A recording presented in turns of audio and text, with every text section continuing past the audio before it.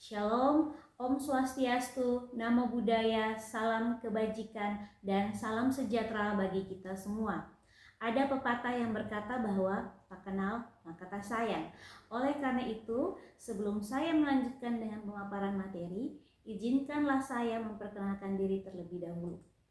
Nama saya Indah Oktaviani Laleb. Saya adalah dosen di program studi Teknik Komputer dan Jaringan, jurusan Teknik Elektro, Politeknik Negeri Kupang.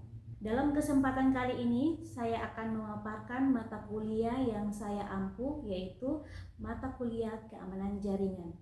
Pada mata kuliah Keamanan Jaringan ini merupakan mata kuliah wajib yang terdiri dari 3 SKS, di mana 1 SKS untuk teori dan 2 SKS untuk praktek. Dan mata kuliah ini berada pada semester 4.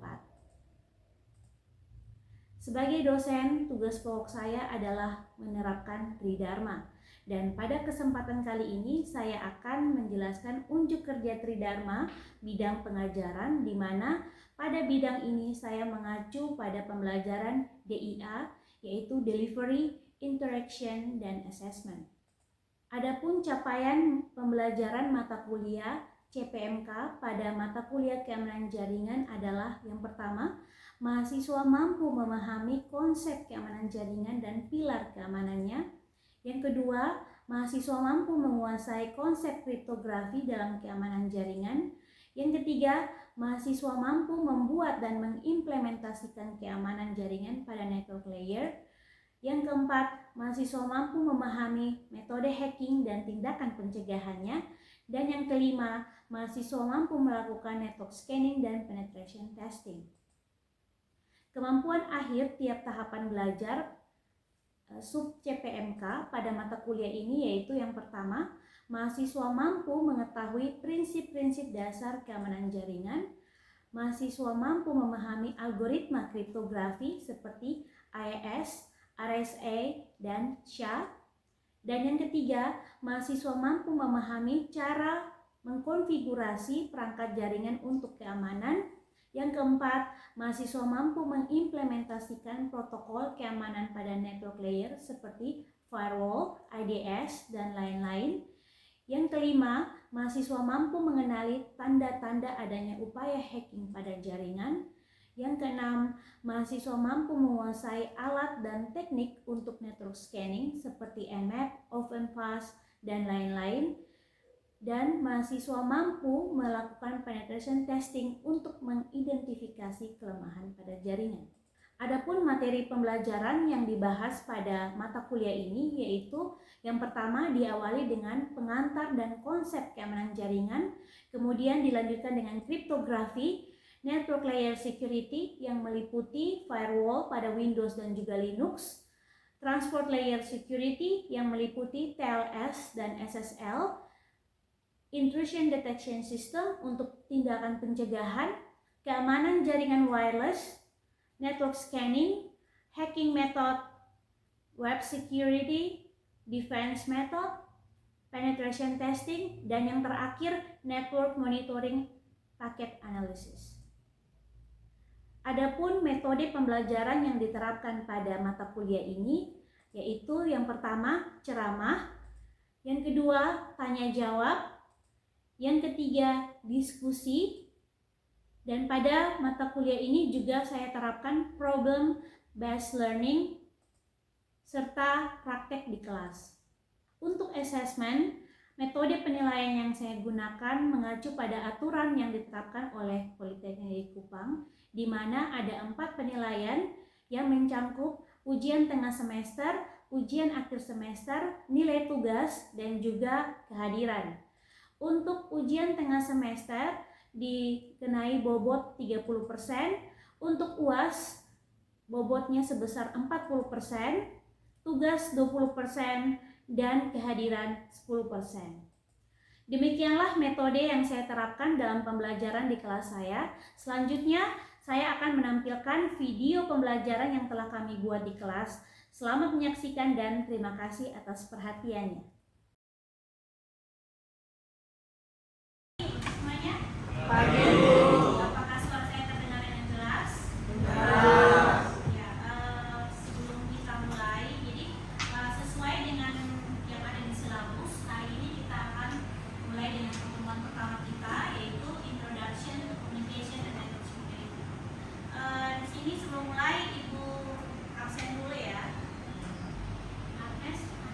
Hadir Bu. Akradian. Hadir Bu. Aldi. Hadir Bu. Anisintus. Hadir Bu. Hans Darius. Hadir Bu. Arturio. Hadir Bu. Axel. Bram. Hadir Bu. Cakrawala. Oke. Denny. Halo. Edward. Hadir Bu. Fiona. Hadir Bu. Heru. Tobla. Isyani. Iwan. Depanche. Hadir Bu. Mabella. Hadir Bu. Ince. Hadir Bu. Rinaldi. Hadir Bu. Denny. Hadir Bu. Salvatore. Oke, sudah ya. Kita lanjutkan untuk pertemuan kita kali ini seperti yang sudah Ibu katakan di awal bahwa untuk pertemuan pertama itu masuk introduction dulu. Jadi di sini untuk perkuliahan hari ini Ibu akan ajarkan tentang pengantarnya dulu, termasuk pilar yang ada pada keamanan jaringan ya. Jadi pilar itu diibaratkan sebagai kalau kalian membangun rumah itu sebagai fondasi. Jadi untuk menerapkan keamanan jaringan yang baik itu butuh pilar yang kokoh. Ya, ini untuk reference yang Ibu berikan yang dipakai untuk pertemuan kali ini, dan juga kalian boleh mencari jurnal yang sudah Ibu buat. Itu nanti untuk pertemuan yang terakhir kalian boleh pakai untuk yang ada jurnal yang sudah Ibu publish di kelas, analisis cross site printing sama scripting sama SQL injection. Nah di sini kenapa sampai kita butuh yang namanya, kita harus belajar yang namanya keamanan jaringan ya. Nah pertama itu ada beberapa fakta yang memang tidak bisa kita pungkiri ya. Terlebih dengan setelah pandemi itu pasti terjadi perubahan lifestyle di mana orang semakin bergantung pada teknologi, pada internet. Siapa yang tidak pernah pakai internet? Bahkan anak kecil pun sudah pandai mereka mengakses internet ya. Dan di sini ada beberapa fakta yang berkaitan dengan keamanan jaringan, yaitu yang pertama bank robbery ya. Jadi kalau zaman dulu, kalau kalian pernah nonton Batman kan, kalau zaman dulu si Joker yang di Batman itu, Joker mau rampok, mereka buat skenario, kemudian mereka ada melakukan pembunuhan dan lain sebagainya. Nah zaman sekarang itu sudah tidak zaman lagi curi uang di bank dengan menggunakan tindakan yang kriminal seperti itu. Nah kriminalnya itu dialihkan ke cyber ya. Jadi pencurian itu, pencurian uang di ATM, di rekening kalian itu hanya dilakukan dengan komputer ya. Dan itu sering sekali kita terjadi, dan ada beberapa kasus yang dialami oleh beberapa orang yang memang duitnya tiba-tiba hilang dari rekening ya. Kemudian industrial espionage, jadi orang pada saat misalnya ada persaingan antara satu perusahaan A dan B, itu biasanya mereka tidak langsung seperti harus melamar dulu dan sebagainya, tidak ya. Nah sekarang mereka hanya melakukan pengamatan langsung, mereka berpura-pura sebagai admin untuk bisa masuk ke akun dari si perusahaan tersebut, kemudian memporak-porandakan aktivitas mereka. Kemudian yang berikutnya loss of individual privacy ya. Jadi kalau kita bicara keamanan, kalau sampai data kita bocor ya, berarti kita sudah tidak punya privacy lagi ya. Data kita yang bocor itu yang biasa dipakai oleh scammers ya. Kemudian information vandalism. Vandalism itu adalah bagian dari yang namanya pengerusakan ya. Jadi sebenarnya websitenya itu untuk penjualan dan lain sebagainya malah dirusak ya, dikasih layar hitam, kemudian dikasih gambar tengkorak ya. Kemudian computer virus, dan ada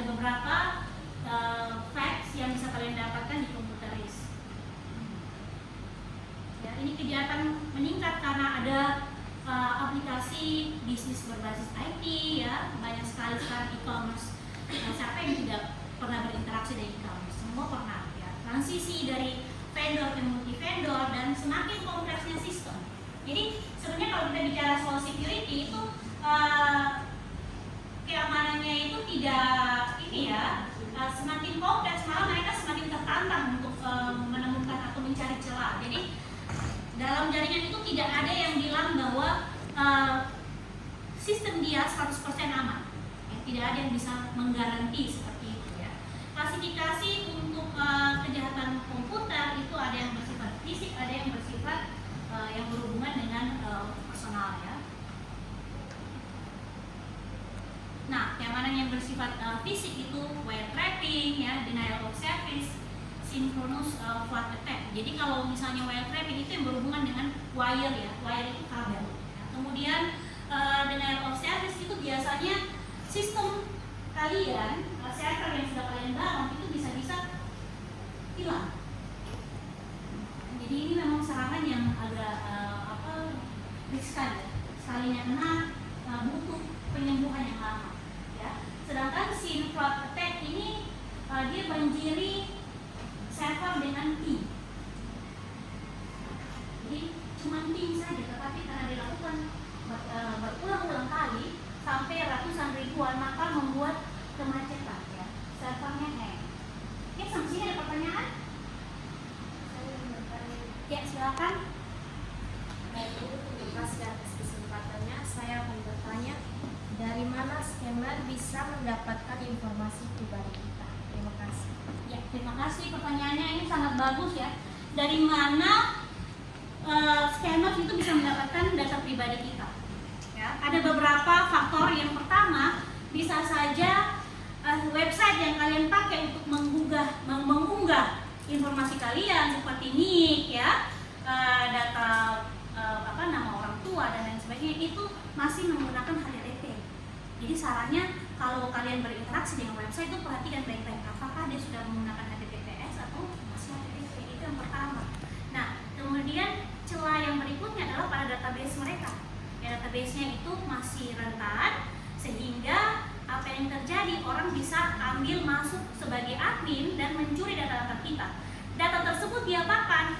Dijual ya. Data tersebut dijual ke pihak tertentu, kemudian mereka yang akan membeli dan melakukan penipuan melalui scam. Apakah ini menjawab pertanyaannya? Ya, Ibu. Terima kasih. Tadi saya bilang ada fondasi ya dalam jaringan. Yang pertama, sebenarnya kalau istilah kerennya itu CIA, ya, CIA, confidentiality, integrity dan authentication. CIA. Confidentiality itu berkaitan dengan privacy kalian. Kalian mau kalau misalnya kalian punya data pribadi atau chat kalian dengan pacar kalian atau dengan bos kalian itu bocor, orang lain tahu. Mau seperti itu? Tidak. Ya. Jadi sistem yang baik itu harus menjamin bahwa ada privacy yang dijamin di situ. Pesan saya tidak mau pesan saya bocor. Ya, makanya kalau pernah dengar, ada yang pernah dengar end-to-end encryption?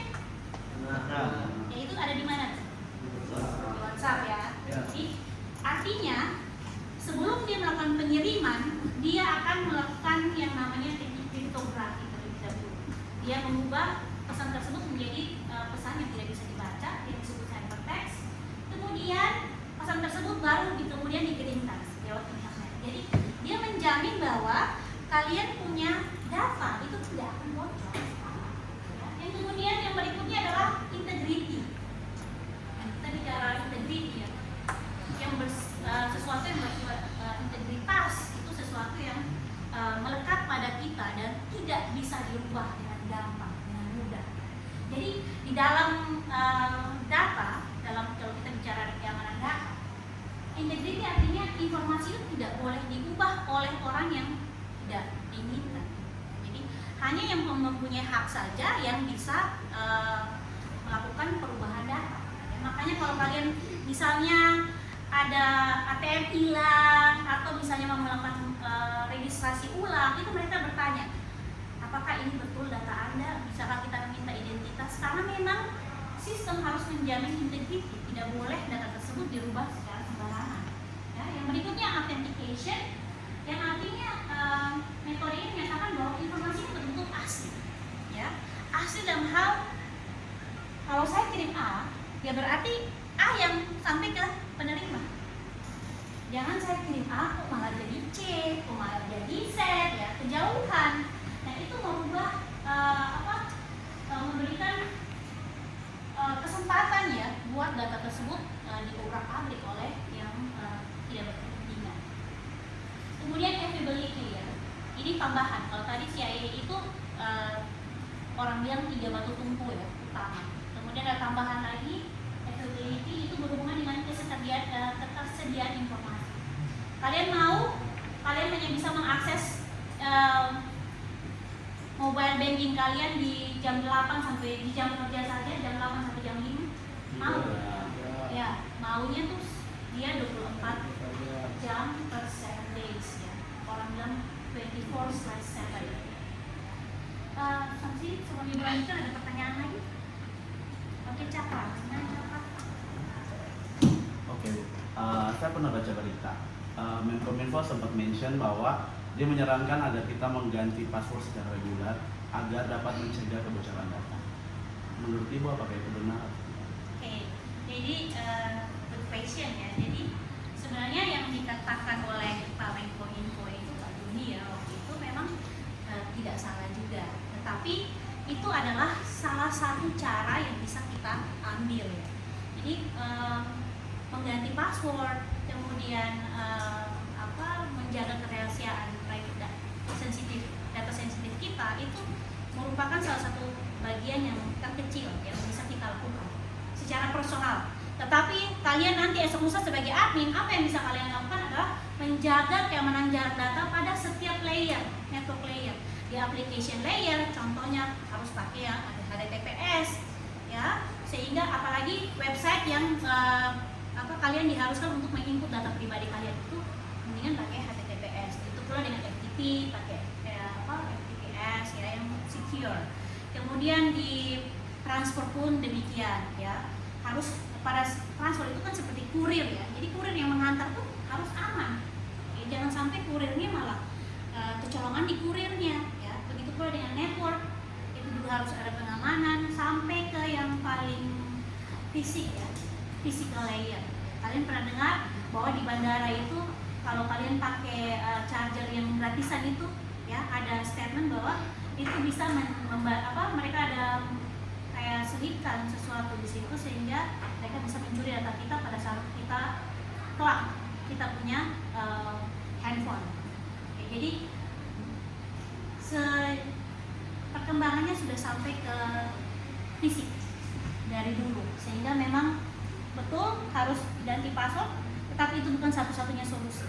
Ya, solusinya ada banyak, ya, baik itu dari sisi personal maupun dari sisi adminnya sendiri. Oke, kita lanjutkan. Yang berikutnya non-repudiation, artinya kalau misalnya dia melakukan transaksi di bank ya, si A melakukan transaksi di bank, misalnya JPI. Dia melakukan cek mutasi misalnya, dia tidak bisa menolak bahwa dia yang mentransfer uang pada detik misalnya 0731 AM. Jadi dia tidak bisa menolak sama sekali karena sistem yang bagus itu harus menjamin bahwa seseorang tidak dapat menyangkal ya yang telah dia lakukan dalam hal ini transaksi. Ini dukungan bagi electronic commerce juga. Yang berikutnya adalah access control. Ini tambahan yang lainnya.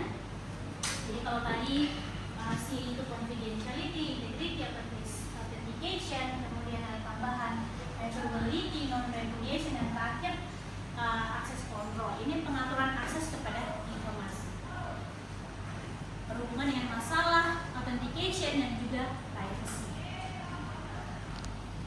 Ini ada pertanyaan sebelum saya lanjutkan? Apa fungsi kriptografi dalam data. Oh, ya.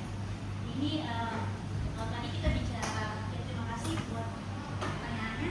Tadi kita bicara soal pilar yang pertama ya, confidentiality, privacy.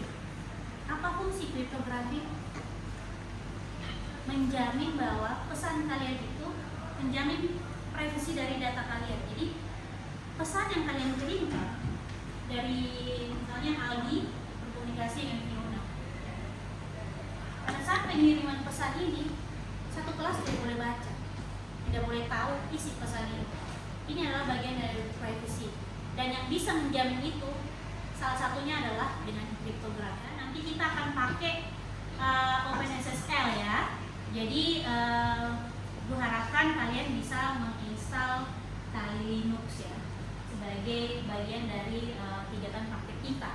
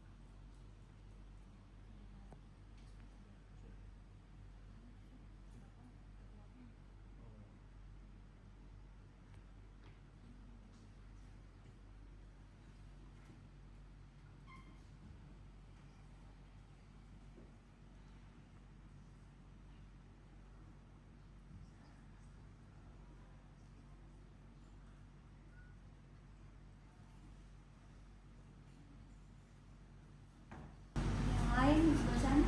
Tidak. Great. Saya mendapat ini.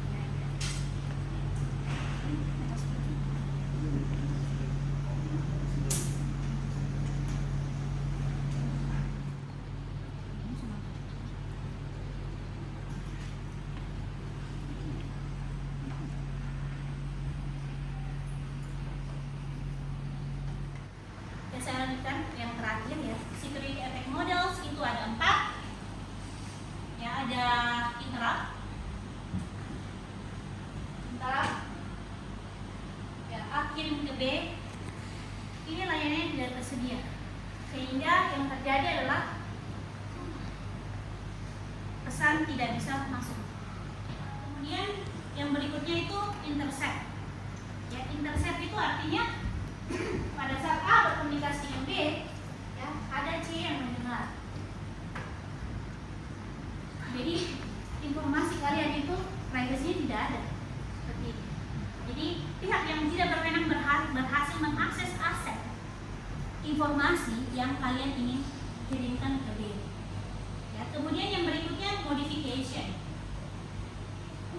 A kirim ke B. Ya.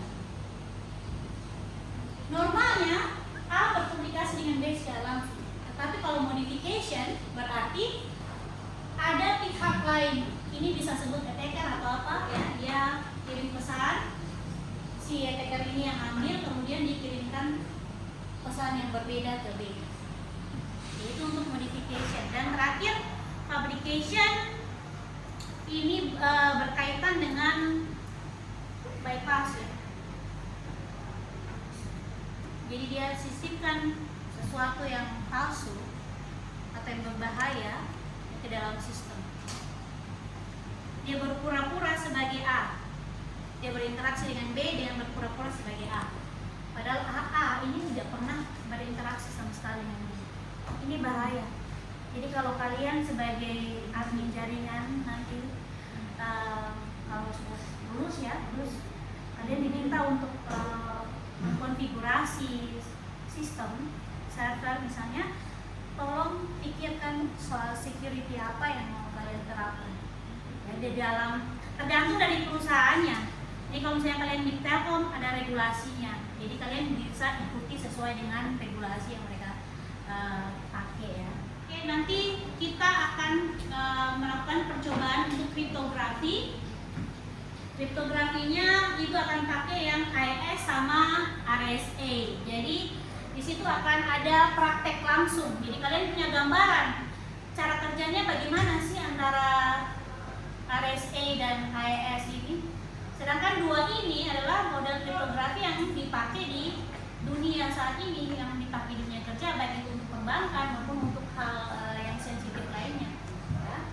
Kemudian nanti kita akan pakai satu aplikasi dari untuk mengakses, untuk memberikan gambaran soal kriptografi itu adalah OpenSSL ya. Nah ini sudah termasuk di dalam Kali, ya, sudah masuk dalam Kali atau Parrot, jadi kalian tidak perlu menginstal. Ya. Ada lagi pertanyaan? Oke, kalau tidak ada, kelas kita sampai di sini. Kita ketemu minggu depan. Terima kasih. Sampai jumpa.